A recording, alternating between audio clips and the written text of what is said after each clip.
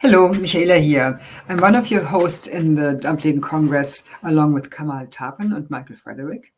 And today I have another episode of our pre-Congress interviews. Today in the studio, I have my guest, Anthony Kingsley. And there he is. Hello, Anthony. Hi there. So I have the same 5 questions, and Anthony, just starting with the first one. So just tell me a bit about your where you live and about your school and practice. Okay, so I live in London and my school is in London, in Golders Green. I've been working as the director of the Alexander Training School for 20 years. In fact, it's our 20th anniversary party this Saturday. Oh, fantastic. 20 years. Yeah, really Wonderful. looking forward to it. We've got about 50, 60 people coming to celebrate this 20th anniversary. I would love to come. Well, very, very welcome. Thank you. Okay. What are you doing at the Congress next year in Dublin? So I think I'm doing really what's my main passion, which is the mind-body, the psychophysical unity stuff. I'm going to be sitting on an emotions panel, looking at the potential for the Alexander technique as an emotionally literate and trauma-informed Alexander work. And we'll be exploring the relevance of the emotional world, the inner world, to the Alexander technique. And I'll also be interviewing Stephen Porges, who's one of my heroes, actually, and I think of particular relevance to the Alexander technique. And that's going to be really exciting for me because I've admired him for many, many, many years. And the opportunity of interviewing him is both daunting and exciting. I can understand. I'm a big fan of him too since many years, and I'm looking so forward that you can open us the world, how it helped our to understand our work, our beautiful work deeper. Wonderful. Yeah. And I'm doing a continuous learning module as well, which, as you know, is one of my other passions, how to pass on ways of thinking about the technique, training ideas, the ways that we work at school, passing those ideas on to a wider audience than my London audience. Excellent. Very needed and wonderful. So you will be very busy next year. Yeah, good. The next question would be, Anthony, what do you think? Do you think Alexander technique complements other disciplines such as psychotherapy and meditation and yoga?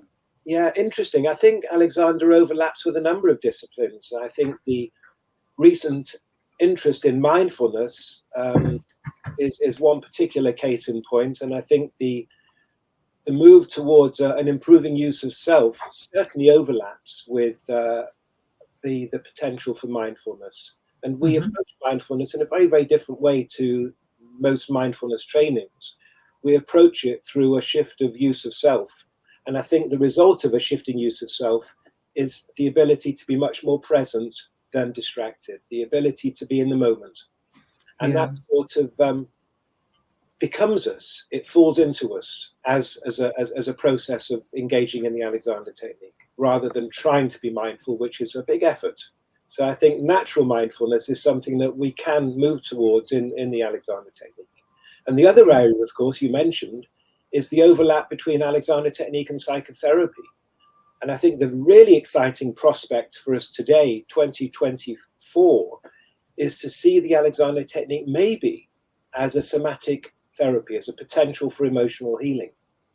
And I think that's really on the agenda at the Congress, and I look forward to participating in that discussion.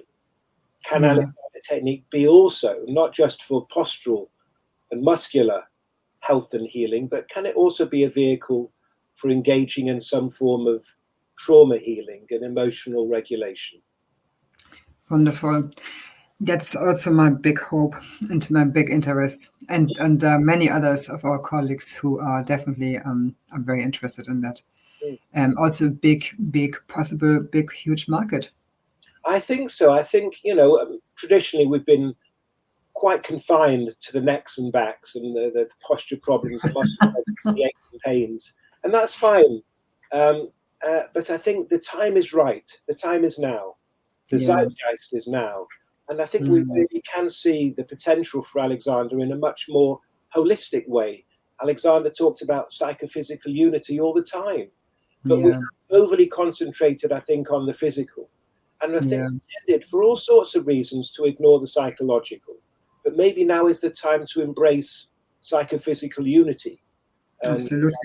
And not simply the postural benefits of Alexander. Yeah.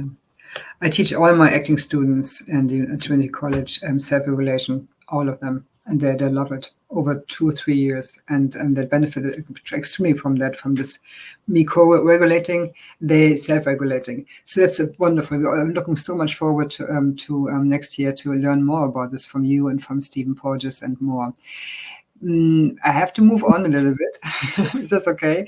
So what do you think, how has the technique, you already kind of answered this already nearly, but maybe the technique, how has the technique evolved over the years? I mean, what do you think when you mentioned a few points already?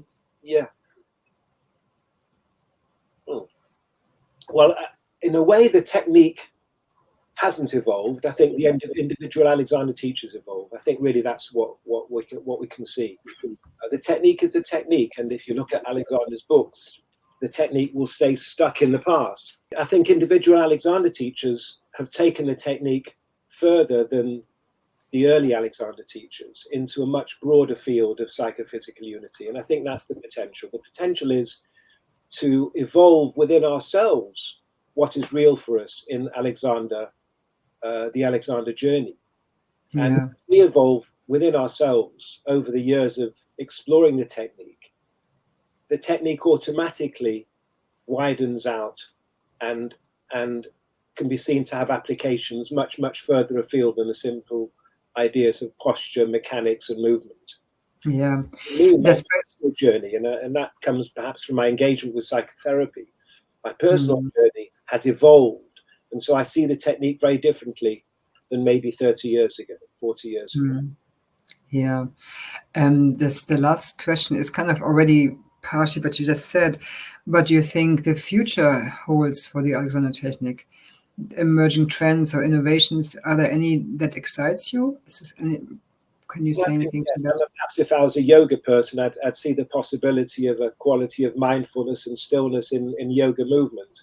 But as well as being an Alexander teacher, I am a psychotherapist. And so for me, the exciting prospects for Alexander is to see it as a vehicle, as I said before, for emotional healing. And I do believe that an appropriate Alexander training, which is fully emotionally literate and trauma-informed, can actually offer a vehicle for Alexander having the potential for doing deep emotional work and still remaining within the umbrella of the Alexander technique rather than going outside of the Alexander technique. So I think, as I said, the time is now. It's time. A lot of interest in somatics and in therapy and in trauma, and Alexander is perfectly placed to embrace this moment and offer the technique as something very, very relevant to this emerging field. Wonderful. Yesterday I interviewed a colleague in Germany who says similar things. So there are really colleagues everywhere who are working like that already. And I hope they will all come to the Congress and we can bring us, the whole 6,000 teachers in the world, maybe move into that direction. So I have to finish here, Anthony, and I will bring myself back here. So hello, there I am again. Thank you so much for taking the time to answer these questions. It was very, very interesting. And I will hear from you soon regards the other many things you have to offer for the workshop.